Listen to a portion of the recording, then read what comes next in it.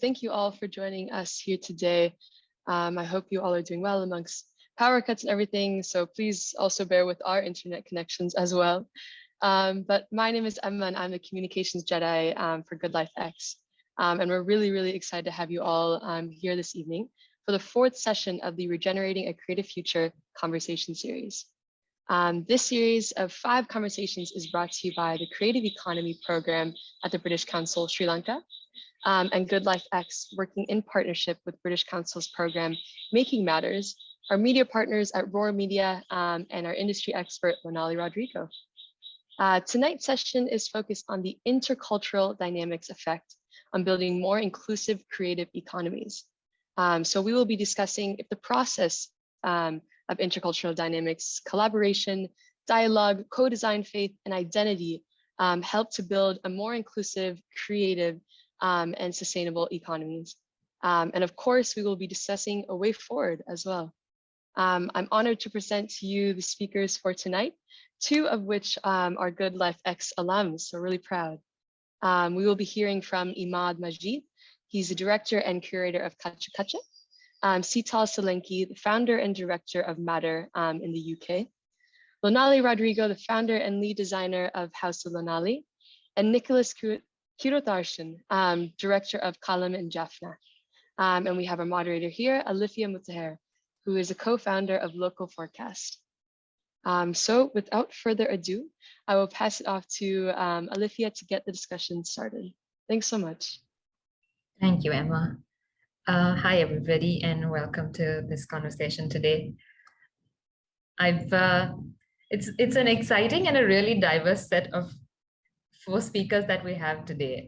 So I think today through the conversation, we'll also look at unpacking what each of these different roles mean in the creative industry. And like when we speak about the creative industry itself, how it encompasses these many things. And through in each of their positions, how in collaboration with other industries, we can make the creative industries also a part of the larger economy and the role it plays in shaping the directions that we are going in here in Sri Lanka.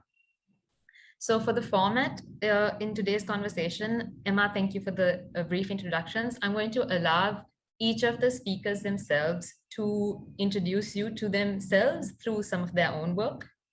And then we will move into more of a conversational aspect. And then lastly, ending with Q&As that come from you. So like Emma mentioned, please feel free to drop in your questions in the chat throughout whenever they come up. And we'll collect some of, I think, yeah, with the help of the team, we'll collect some of them and bring them up into the conversation itself. So to start us off, I'm going to invite, give me a second. I'm going to share my screen with you all.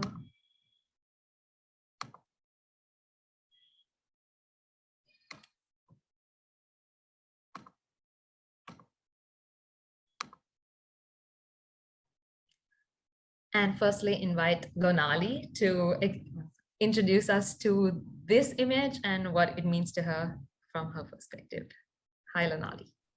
Hi, hi everybody. Good evening. And so I've just picked this picture because I see and believe that there's a beauty in every flow, and then that's where I can get the ideas and I create the beautiful product. So this reflects exactly the material and the inspiration behind my creations, and then also the outcome, a product from House of Lonali. So that's basically a simple introduction to myself. Okay, cool. I mean, I think to do justice to Lonali's work, it's more than just a clothing brand. So I'm going to say a little bit more because I think she's giving herself the most humble introduction. I think it's also through Lonali's work, more than just the brand, like the brand itself has been one of the primary brands that really brought upcycling and these ideas of circularity in fashion to the forefront in a Sri Lankan context. And beyond that, it's the partnerships, I think, that you have, Lonali, that you've done with much larger companies in Sri Lanka and maybe even beyond, that these ideas have also then been translated into what does circularity mean in larger manufacturing industries here in Sri Lanka, and even maybe in the craft sector and things like that. So yeah, I think all of that brings real value to the work you've done and also to this conversation. Thank you, Alifiya, for adding that bit. No, I think, yeah, it's like, yeah, I think it's deserved here. Next, we're going to invite Seetal Solanki, who is joining us from the UK right now, if I'm not mistaken. So please join in, Seetal. Hi, everyone. Evening. It's a real pleasure to be joining all of you from London. And so this image here you have in front of you is a book that I wrote in 2018 called Why Materials Matter. So I really wanted to bring a sense of surprise, delight, and a larger awareness as to like what a material is and has the potential to be, and really like widen the vocabulary around that. And mostly materials have existed primarily within academia and sciences, and they have very specific ways of like translating what materials are in their own kind of vernaculars. Whereas like when you think about what a material is and who actually interacts with them, it's every one of us, because everything is made from something. So how do we kind of build that bridge to kind of like help people relate to the material world in a more kind of like meaningful way? And so I've really presented materials in a way which feels like it bridges those worlds together and making it relatable and accessible to a layman or anybody that kind of isn't working within those spaces of academia and science. I'm a designer. I've been trained as a textile designer for many years, but have worked across lots of different disciplines such as architecture, automotive, fashion, and all of the in-between, science even, and food, many things. So what you also see surrounding, what I wanted to say is like within this book, you'll start to kind of discover materials that are made from DNA. So pig's blood that has actually been used as a plasticizer. So once you bake it, it can actually be formed as like a plastic. And that's something that's actually very ancient, and it's just being brought to life. And it's a provocative kind of like challenge of presenting a material that feels like unseen in some way, and like bringing something to the surface that perhaps is unseen to an everyday context. And you also see bacteria that's kind of made from like extracted from soil that is providing like a dye for textiles. And so all of these materials you see surrounding the book are bookends. So I commissioned the people that I featured in the book to make a bookend from the material that I've written about and to bring some physicality to it. And therefore, like the book supports the material and the material supports the book. So there's this kind of ongoing dialogue that happens and things are brought into the physical. And so, yeah, that's kind of a bit of a summary as to like how I kind of work. Thanks, Ida. This is also, I think, really interesting because specifically from like a material angle only, we don't hear that conversation as much beyond. I think in the fashion space, at least in Sri Lanka, that conversation happens like openly, but beyond that, we don't really hear that as often in terms of how do we engage with materials as a central element itself. So this is exciting to bring into Sri Lankan conversation here. Next, I'm going to invite Nicholas from Callum to introduce his work and what he's working on. Hi, hello everyone. I am Nicholas from Jaffna. We found, I'm working now with Kälam, a cultural encounter from Jaffna. It's a space called to work with artists and the contemporary artists and the performers and writers, creative writers, filmmakers, and lots of people. And we are working together with the architects also. Before 2020, I worked as a freelance art manager last 9 to 10 years based in Jaffna, but I worked some projects in Colombo also. Now I am working in Jaffna University in the finance department also.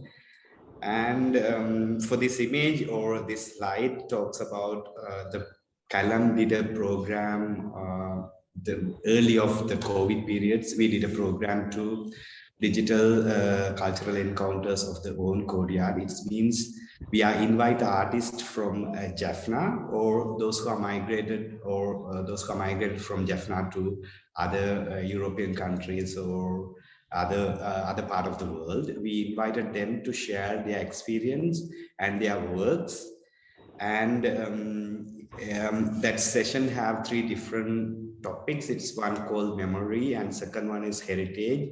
The third one, migrant and identity. It's like 15 days. Every day they shared their own experience. We visited their studio, or if they are from Jaffna, we visited their studio. Otherwise, we'll doing Zoom session and record it and put it in the YouTube online. Why I am sharing about these images, especially from the Tamil region or from the Jaffna, there are lots of artists in Jaffna, and there are lots of artists in those who are migrated in different countries, but there are no connection between them mostly. From my past experience, like Anuk and Senturan or Sarah Mekalai, even Anjalendra, there are lots of people from away from Jaffna or away from Sri Lanka. They don't have lots of connection between the local people. So the aim of this program is making or introducing the broader way of artists, those who are speaking Tamil or related to Tamil society or Jaffna society. So that's why I shared this image with you. Thank you so much to invite me to share about Kälam and about my works. Thank you, Nicholas. This is great to hear. I'm also looking forward to hearing more about the work that you are doing at Kälam itself. And next, I'm going to invite Imad. Are you with us? Are you able to? Imad was having some trouble with internet, but I think he's here now. Yes, I had to conduct a seance with the signals. Yeah, so I guess I just introduce myself a bit. My name is Imaad Majeed, and I'm a cultural practitioner. I work as the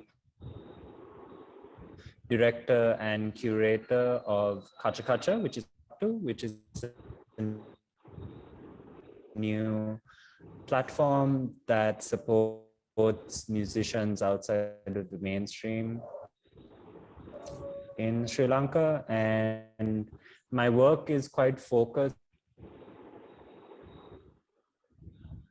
on and using language as a way across the island and thinking about like what the differences or specificities of living. Imad, we're losing your audio a tiny bit. But most of it coming through, but there's just glitches, just a heads up. Maybe I will give a little bit more of context to Imad's work as well until he joins us, and hopefully his connection is getting better.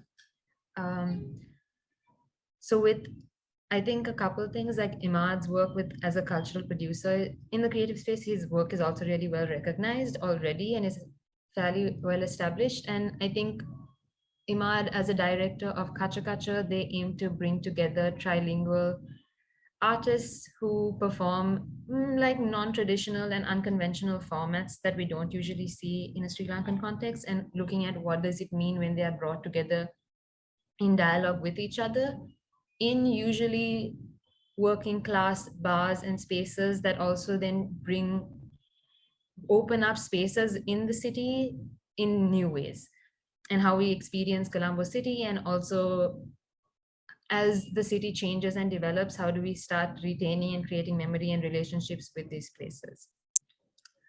And beyond that, Imad is also involved in Tattu Pattu, which is a recent initiative that they have formed with the support of the Goethe Institute, which is highlighting the work of and documenting the work of multiple different musicians across the country. So hopefully we'll get to hear more of his work once we are back. So that's a little bit of an introduction to our speakers. Thank you all for sharing. And this leads me to directing more questions and hearing more from you all about this work. And when we're thinking about today's conversation, is looking at the idea of when we think about creative industry, how does it situate itself amongst each other? Because when we hear from all four of you itself, they're very different places in the creative industry. But then even beyond that, what does it mean for the creative, like people to collaborate and work through the creative industry in partnering with the other, like the broader ecosystem that exists as a way to strengthen the ecosystem? But also when we think about circularity and regeneration, these partnerships are what also helps sustain these things. How do we feed each other, and how do we keep bringing this work in like creative ways and finding new formats to bring creative work into the broader industry, and making this more inclusive in terms of not just minorities, but it's like when we speak about inclusive, it can, in Sri Lankan context, it means many things. It's like regionally, geographically, in terms of the type of work that we're also highlighting. So I think each of you bring in like very different aspects to this. So starting us off, Lonali, I'd like to hear more about the work you do itself. Is very much this conversation around circularity and is all built on this premise of sustainability. And it's not even like a conversation. I think after a point, it's not even a thing that it's like it's sustainable. It's like that's the fundamental premise of it. What do you build beyond that, on top of that? It would be nice to hear. I think people are familiar with your brand, and in Sri Lanka especially, and recognize your work. But what we don't really get to see is the work that happens beyond that, through these fundamental principles that you have on circularity. How does that affect the partnerships you build or the collaborations that you have beyond the fashion and the brand itself? So can you tell us a little bit of how maybe this ethos has influenced and shaped some of the partnerships, and what does that look like in your work? Yeah, so like I said, we're kind of people know us for the product, maybe it's a shoe. But what people, the consumer or the people really don't know is what really goes behind it. It's the processes, it's the people, it's the design, the ideas. It can be the design of circular designing, it can be the creativity. At the same time, there's a lot of hard work, passion that goes into a product that we create. And finally, I think what also consumers don't see is the voice, their voice. The product actually gives them a voice also. So these are the things that I think is embedded beyond just what you see. If you take our shoe, or like you said, it's not the fashion, so whatever we do. So going back, and also the impact that we create through these processes. So if I take these each word slightly to express how we take it forward, is processes, like how we process the circular mindset to circular strategies, how we design or we ideate something, and then the impact that we create at each stage in sourcing a number of waste that we collect. For the 10 years, we've probably collect about 4,000 kilograms of waste. Last 2 years, we've reduced 706 carbon emission, reduction.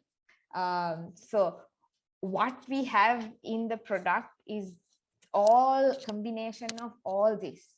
And then we have the attachment that is built on the brand, the story that we give. It's not anymore the product, but how we attach people to the story, how we bridge the gap between the maker, people behind the product, and then communicate that to the consumer through the product.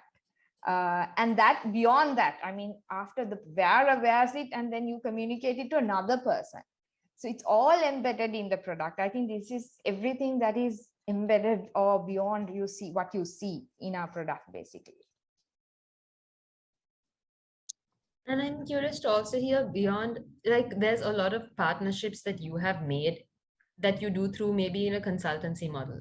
How has those conversations with the partners that you work with also created ripple effects of introducing circularity in the work that they do? That would be also great to hear a little bit more about. So I'd like to put these partners and collaborators into different into tiers, right?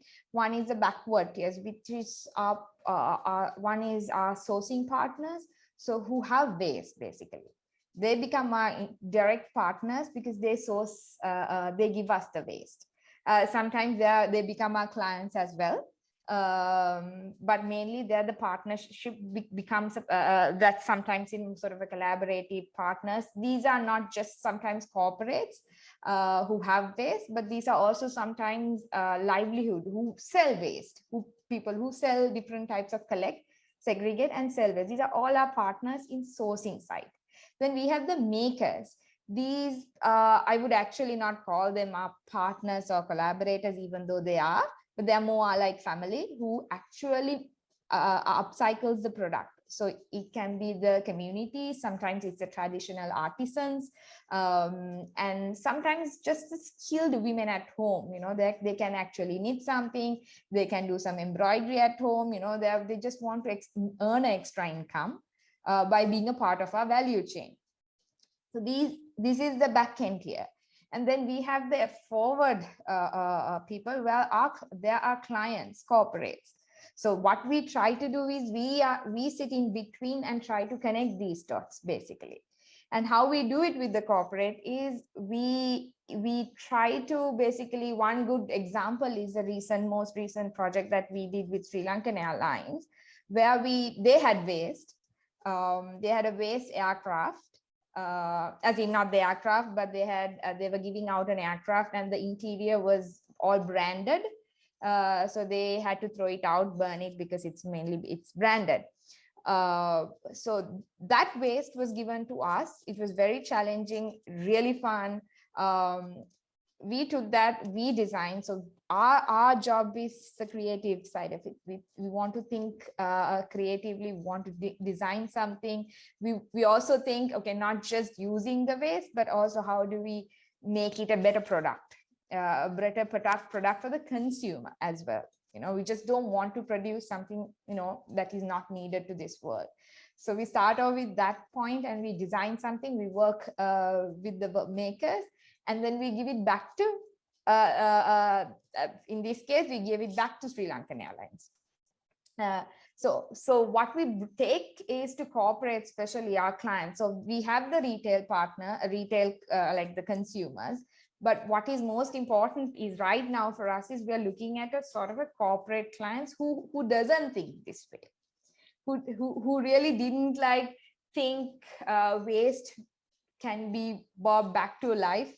It had financial benefit.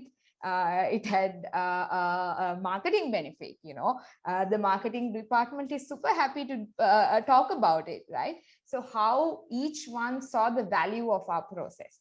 So we are working with sort of, taking it to different partners. It's not just we're looking at a particular type of partnership, but anyone who is willing to add in that sustainability, circularity, bring waste management into, a more sort of look at it in a creative way.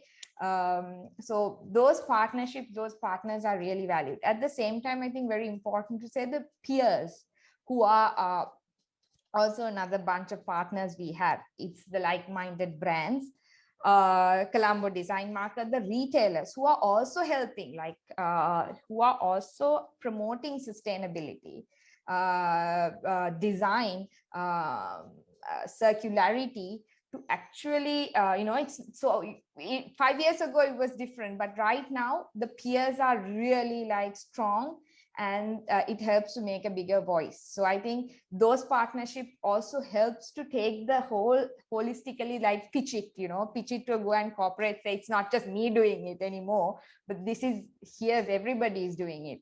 There's a whole bunch of people who are like changing the world, right? So that, I think that all these partnerships have helped me in 3 different ways, like from the back end to the forward and the peer. Cool. This is really this is really nice and well-rounded. Thank you for sharing this. This gives me like also a much broader understanding of how you frame a lot of the work you're doing.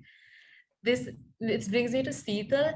I'm curious to hear Lonali speaking about this from very much what partnerships and things look like in a Sri Lankan context. And when we're trying to bring here very much textile-based materials to the central part of a conversation, I'm curious to hear in your practice and in your work, the material. And when you say material, I think it's beyond just, I think it's like broad, the definition of what we speak about when we mean material. So I'm curious to hear how might we at least think about making this more of a central conversation in Sri Lanka? And beyond, with the users, how do they start recognizing the value of these materials in their everyday basis, like in their everyday context? Because right now it's like we aren't thinking about the life cycles of each material beyond it. Like I think in textiles that does happen a bit, but beyond, like in the other objects that we are interacting with, maybe that isn't. I'm curious to hear how you negotiate this. What are the type of conversations you are having with the brands that you work with?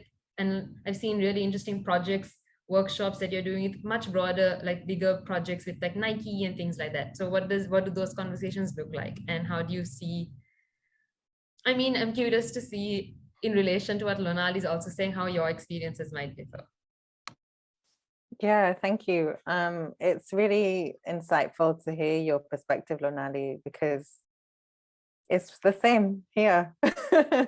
It's there's so many parallels, and what you've just shared, and also like what the complexities are. At the end of the day, we exist in a complex space and in a very complex world. And I think that needs to be more acceptable, rather than feeling like we have to reduce everything to make it digestible for a consumer or for others. And I think that it's really about the way that we communicate these stories and these processes. And it's also about like who it's for and like how we share those stories.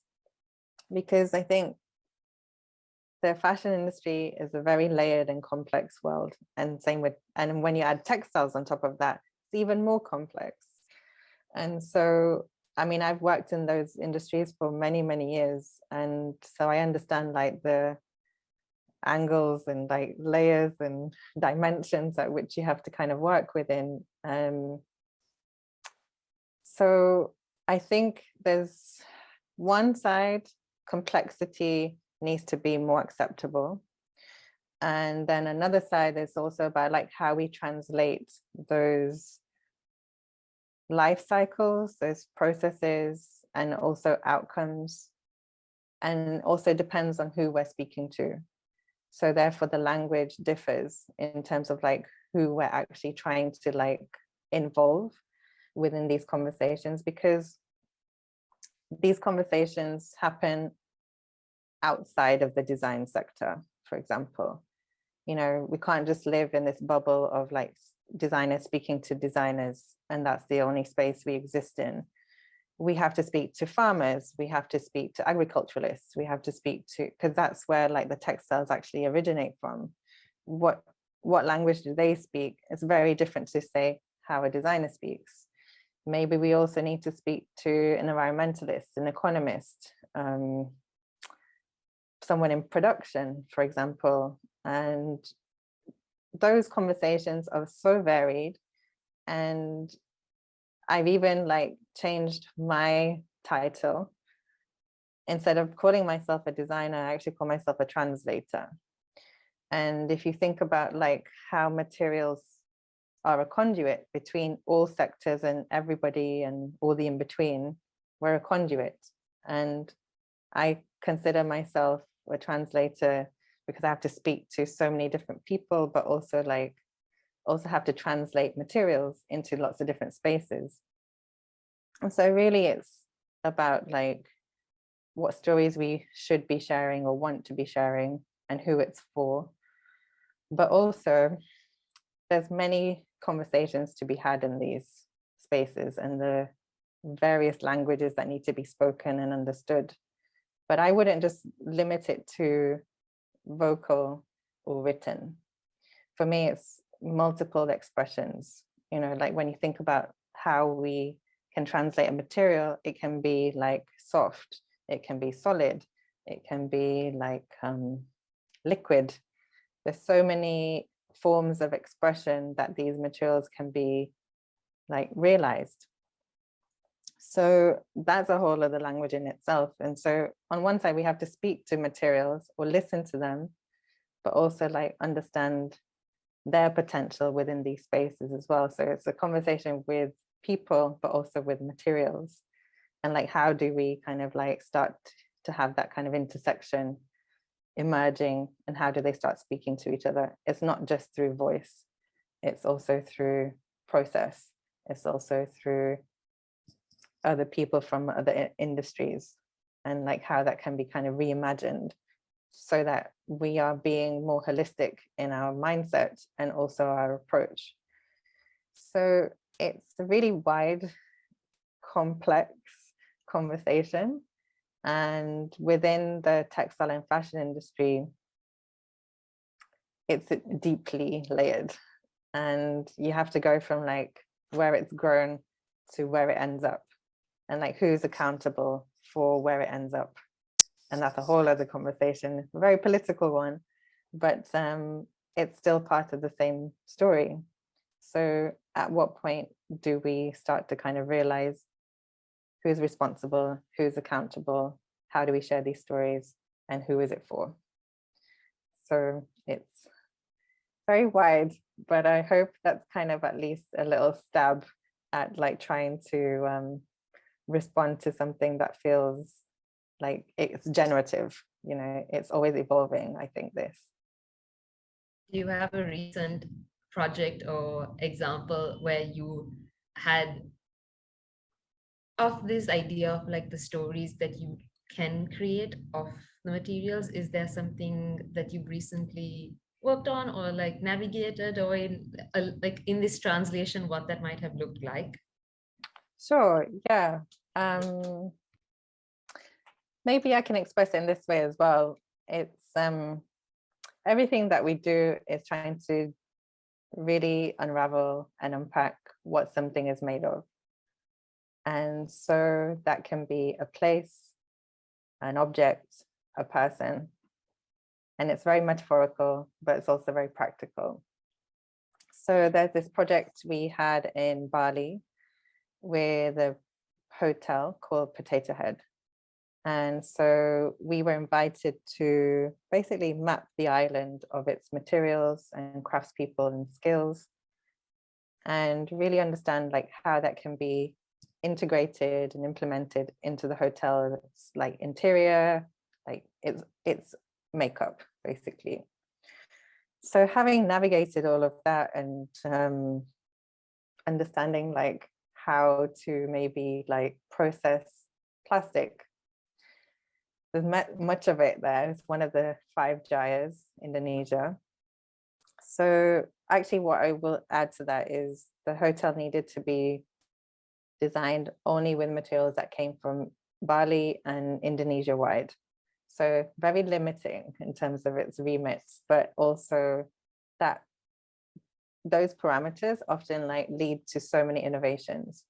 So I think I really like a brief with tight parameters because I often push them. So yeah, with that in mind, like thinking about plastic, we also looked at lava stone, rattan, so many like native and local materials and the ways that they could be expressed. Even migrant materials, I would say plastic is a migrant material because it's just like washed up on the shore. And the way that we process maybe something like plastic was shredded and it was into a fabric. And then on another side, it was like placed as like roofing and ceiling, kind of like insulation. And then it was also made into furniture. So one material has so many versatile uses. And so that's a huge translation exercise of like process led, but output led. You know, the process leads to a really different application and experience of a material, much like how you can cook an ingredient and it often leads to a completely different textural and a textural experience like eggs.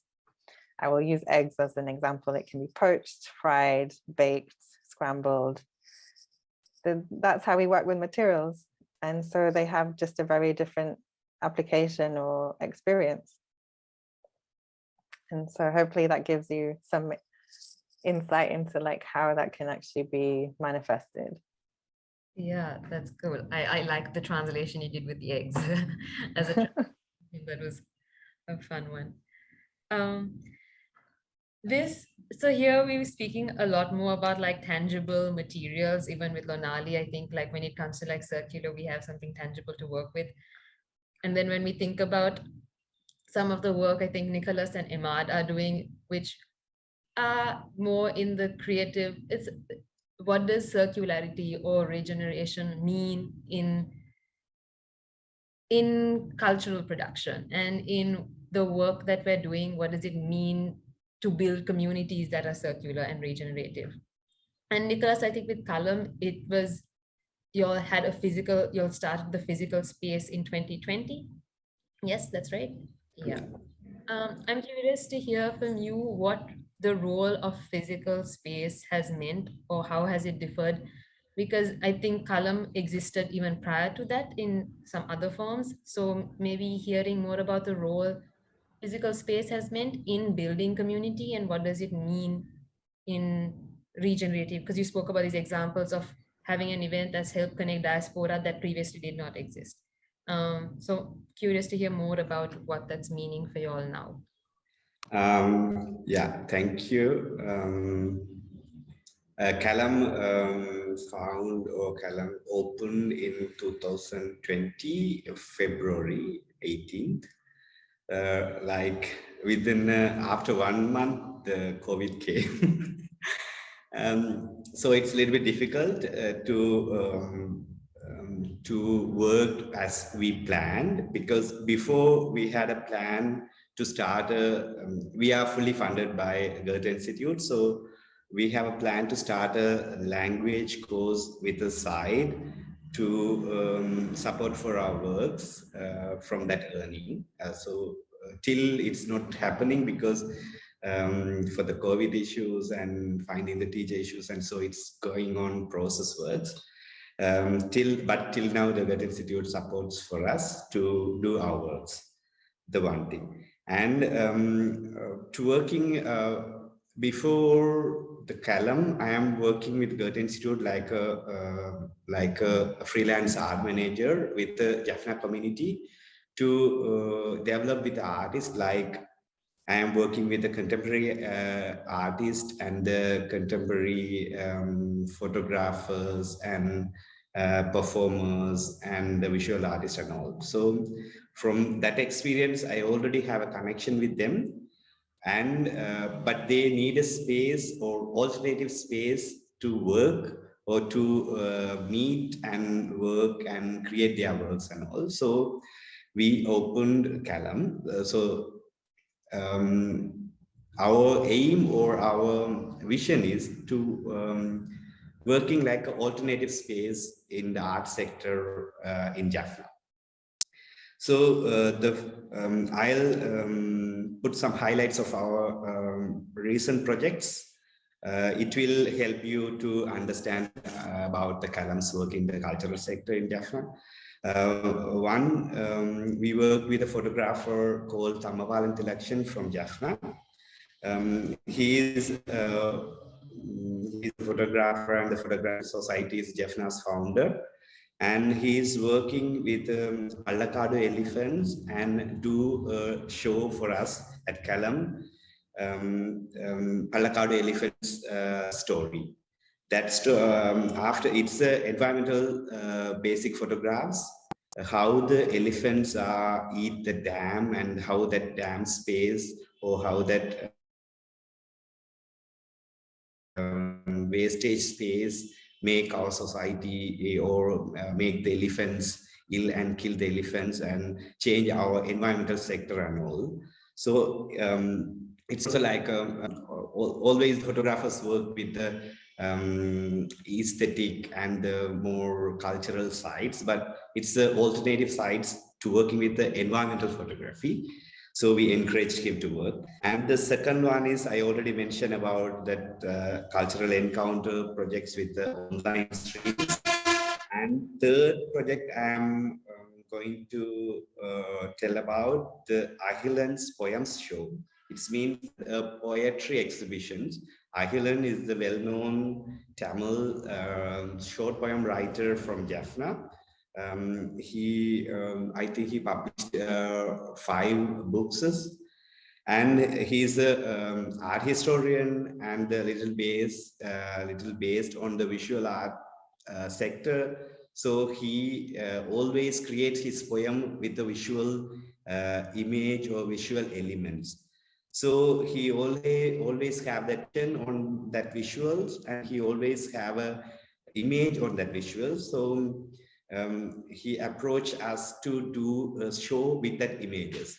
So then we put together with a visual artist, Prashant, and the architect, Austin, and photographer Thilakshan, and me all sit together with Ahilan and got his ideas and his material and texture and all. We built that exhibition with the guidance of Ahilan, and we did it with, we did that show.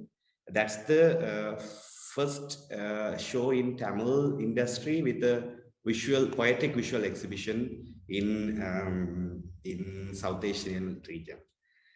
And the fourth one I am trying to mention about Aranyam.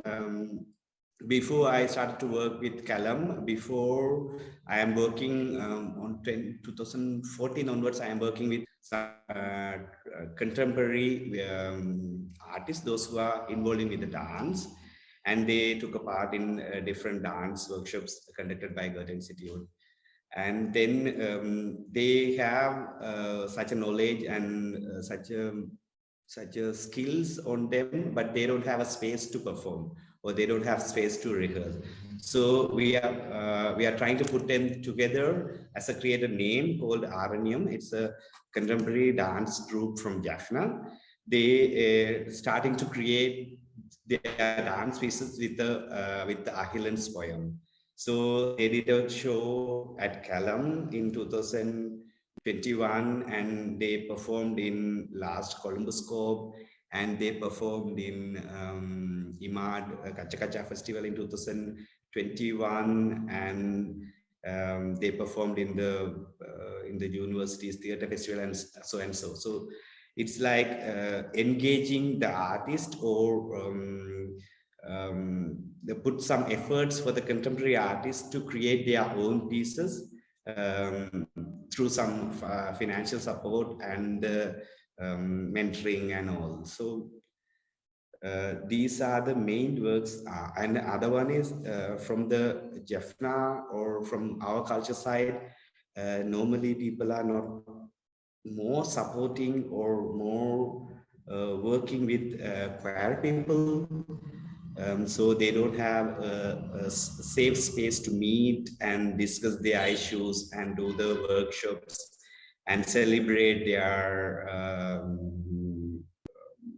weeks or their meetings and all. So we are trying to working with 2 different networks from Jaffna. One is Transgender Network, and other one is Sangam.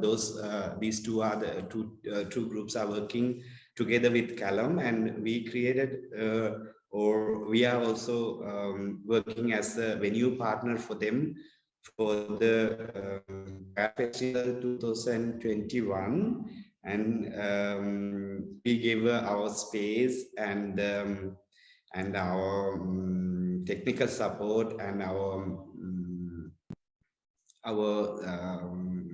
all our helps to do their meetings and do their festival at Kälam. Till now, we are closely work with them, and yeah, these are the main works or main encounters in our society by Kälam. Yeah, that's exciting to hear. And I think there's also this idea of, since at least me being based in Colombo, usually this, the fact that Callum exists as a body now, I feel like it's opening up a lot more conversations of the different collaborations that can also happen between not just like artists. Usually in the general case, it's like collaborations, it's like coming into Colombo, it's like Colombo is like the central thing for like all the festivals and things like that. But I think like having a space like Callum also opens up the opportunity for Jaffna to then be inviting others into that space instead, you know, and making that the central conversation. And I feel like that also changes the dynamics in terms of how it otherwise works, in at least in a Sri Lankan space, in terms of where the larger events get hosted, which I think is exciting to see what that can lead to in different ways. Yeah, we are also a little bit forwarding to work with all the artists from all around Sri Lanka and the worldwide. The last time we worked with Scope and the residencies in Jaffna, and like Aziz Asare and some other artists visited Kälam and shared their experience with the artists from local artists from Jaffna, and they showed their works and do the meet the artist things and all. We are trying to get some other artists from South, from other region of world also to mingle to our society and work or create with the co-productions things and all. I think future it will help us, especially our diaspora community people also. Yeah. Like speaking of like the Tamil and the trilingual, I think Imad, that brings me to you in terms of being an artist and cultural producer in many ways that works across these three spaces. And I feel like that itself, when Seetal was speaking about being a translator, I feel like there's like many things to be translating in the role that you play in trying to bring people together, and then also figuring out like what makes sense in an event and how do you like balance all the different things in a trilingual space. I'm curious to hear, when we think about inclusive communities, or even and in this space of, in today's conversation around like being regenerative in this space, what are the opportunities that you see arising at this trilingual space? Like what is the space that we have to tap on? Because I feel like you're one of the few people, but you know, it would be like the more there are of these people in different pockets who are able to do this translation with that same like nuance, it would be interesting to see. And I feel like I want to hear more about what are the things that you need to balance in your position, and then what are the opportunities that you're seeing that can be tapped into more. That's a great question. Thank you. Yeah, I was also catching what Seetal was saying about translation.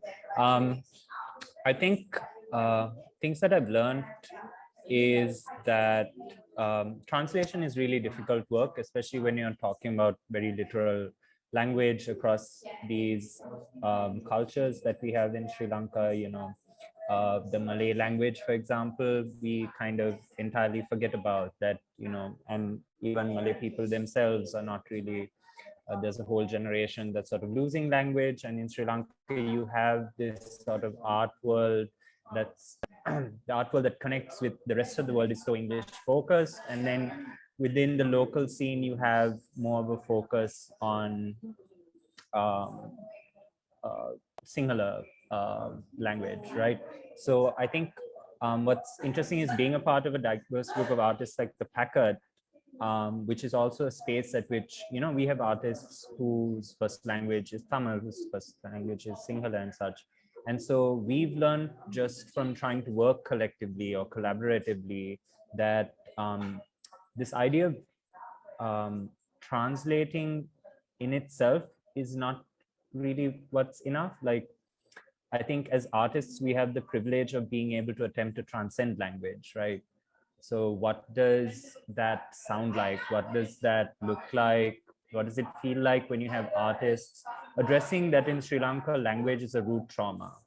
And it's a way in which communities have been segregated for a long time, at least since 1956. And there are these ways in which we just express our lived realities very differently within our own languages. And I think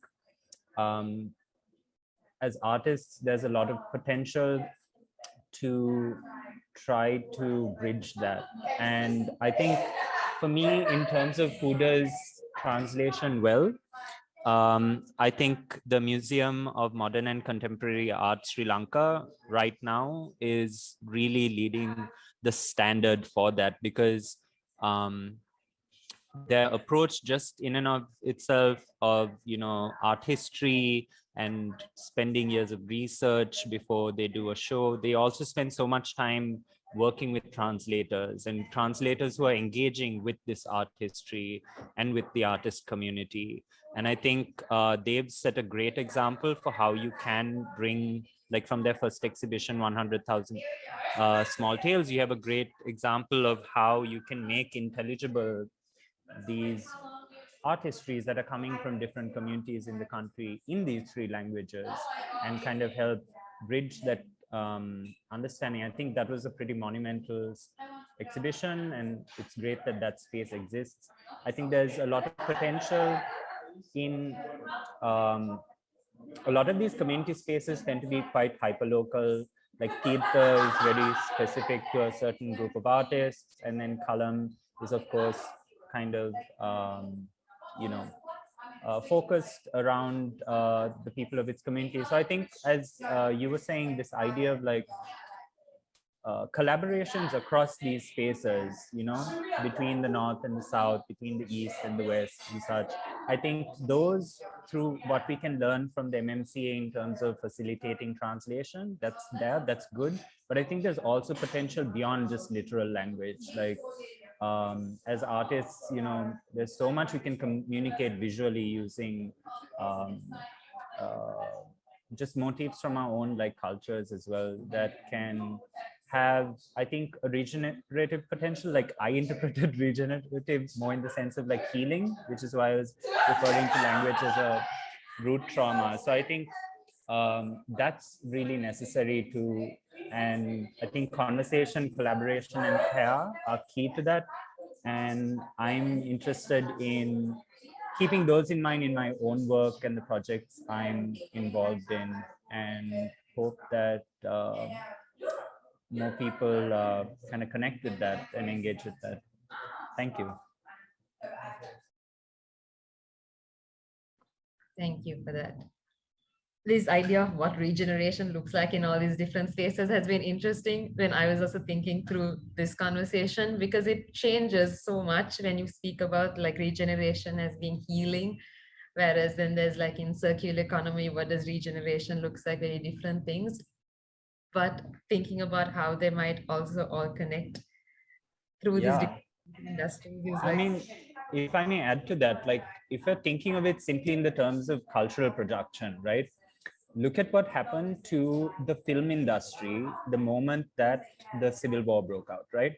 We had parallel industries in the North and the South. You had parallel Sinhala and Tamil film industries, right? But the moment the conflict starts, Sinhala film production increases, right? And to some degree, there are propaganda films and all of that, but like it's allowed to just continue producing, whereas Tamil film industry still hasn't really recovered from that, right? For the longest time, we have like a handful of films that were made, and there was only Komali Kings that came out a few years ago that kind of kick-started that thing, you know. Tamil films, it's mostly short films that we see coming out of here. So I think in terms of being able to regenerate, I think we're still like, even though we use the terms like post-war boom and such, there's still so much work to be done to get these creative industries working in parts of the country that otherwise were cut off from resources, you know, and being in conversation with each other.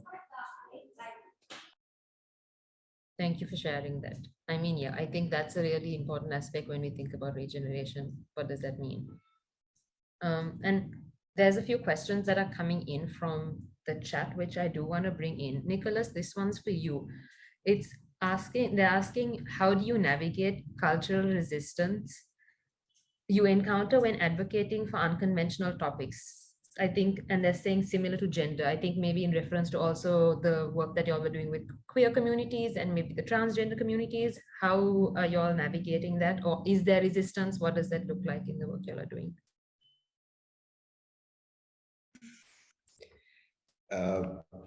Before the Kälam, they already found like a group. They are working as a group like Jaffna Transgender Network and Sangam.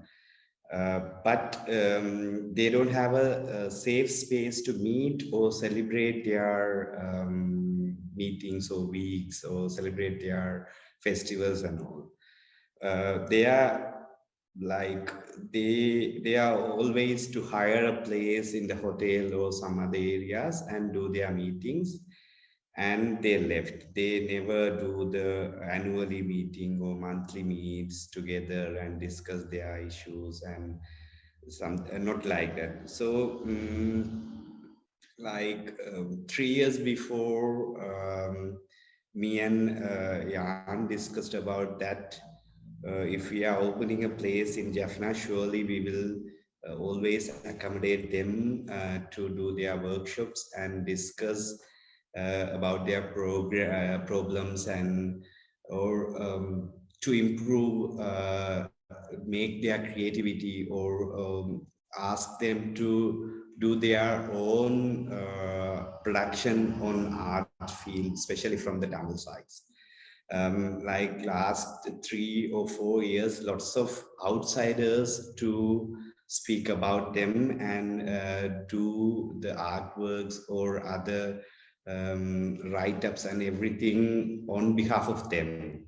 Now only they are starting to do their own, to write their own stories and do their own performance and all. So now we are planning to develop their skills to or developed or conducting some workshops and meetings and discussions to create their artistic work or create their stories through their artistic works to perform or to narrate their stories.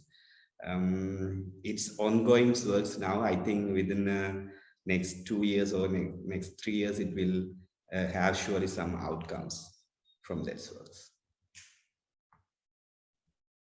Thank you for sharing that. The next question we have is, Seetal, for you. Do you interact with many creators from South Asia? And do you see a change in the way they integrate culture and circularity in the work in a South Asian context versus maybe the other regions that you are working with? Is there anything there that you have? Yeah, that's a really great question. Okay, so yes is the first response. I do work with creatives in South Asia, primarily in India right now. I work with a studio called Raw Material. They're based in Rajasthan, and they are based in a marble quarry. And so they have taken all the discarded pieces of marble, which are kind of left to one side and have been left unattended, but it's such a precious material. And to leave something like that, kind of precious material that's been excavated from the earth and not put to use, is a bit of a crime, I would say. And so the studio works with this material, and makes pieces of furniture and also has, well, the furniture itself, that's what they began with. And I helped them launch that internationally, as well as like figuring out like how to have this conversation between first UK and India. And so the discarded pieces of marble are processed in a way where they like interlock with each other. So it's only marble and the sheer weight of it that actually holds everything together. So architectural joinery techniques they use. So it's purely marble that all of these pieces of furniture are made from, but they've gone even further with it. And again, this speaks to like forms of expression, much like the eggs conversation and the translation kind of conversation too. And they have built a farmhouse entirely from marble and just that. So all the bricks are made from marble. The dust that has been left behind from processing the marble is the limestone, so the mortar of the building. And then the flooring is polished marble. All the furniture is marble. Everything has been kind of like finished and processed in such a way where it just offers you so many perspectives as to how marble can be like translated into space, and also like gets you to see how kind of versatile and expressive one material can be. And so, yeah, we're working on a number of things. So that's kind of a circular, this word circular is also a bit challenging for me. So I would kind of question that as well. And for me, this idea of circular design, everything is just left in the system. It doesn't really have an output or like an input. So it's kind of always self-perpetuating and like constantly repeating itself, this cycle. Whereas I feel like there needs to be an output and an input for things to like also have an end of life. So I feel like often that's not necessarily the case when it comes to circularity. So I think when it comes to design or like creation, there's always going to be an end of life. And that's something that needs to be like integrated into the process. And I would say like, so that's just an aside. No, that's just me like kind of like chiming into what circularity means. And I think there's many different systems that we can kind of work with that haven't been really like kind of expressed in the public realm yet, but it's something that we're kind of currently working on amongst many other things. But yeah, there's multiple ways of working. And I think this idea of end of life is an integral component to it. But when it comes to your question of like, are there any differences between a South Asian context and other parts of the world? It's really hard to say specifically, because I don't think I've spent enough time to be able to like really understand it in an embodied way. And that's something that I feel would be hard to comment on like generally or more specifically. But being of Indian heritage, I can say like the philosophy and the mindset that is often kind of like attached to waste is valuable. And so with that kind of, it's a philosophy for me. And I feel like if we're not considering something as waste, it has value. So again, it's like a reframing of language, because within a South Asian context, well, I'll say Indian, I can't even speak for South Asia as a whole region. I think that would be a bit of an injustice, but yeah, from like my perspective or my own personal experience, I can say nothing is wasted and everything is seen as valuable. And that kind of has really informed my own practice and my own kind of like output, as well as like what I offer within my own practice as well. I think the spiritual element and perhaps the immaterial value is a really, has really framed everything that I have done. And that has come from like my own upbringing. So like on a personal level, I think that would be the biggest difference that I would see from like, say, the UK to somewhere like India. But again, I would still need to like experience more life in South Asia. So I can maybe speak to that. It's a conversation that I would love to have with more people there. So yeah. I'm wondering, Lonali, I think we're also moving towards wrapping this up, but if there's anything in response to, I think what Seetal is also speaking in a Sri Lankan context, if that's something about upcycling and circularity in general, is it something that you've seen people already lean into in some ways? I think in a cultural context, like we are somewhat averse to like waste per se, even though we have a massive garbage in waste issue in Sri Lanka, but at the same time, I don't know. I feel like I resonate with what Seetal is saying as like a general practice that we have, at least in Sri Lanka. I to add on to that, I think we have it. It's just that if we follow the trends and the mass consumption and all that, we are letting our philosophies and the traditions go away. So I think it's time for us to take a step back and really value our what we 2-3 generations back, definitely it was a part of your life. For us, you have to make a slightly an effort to do that.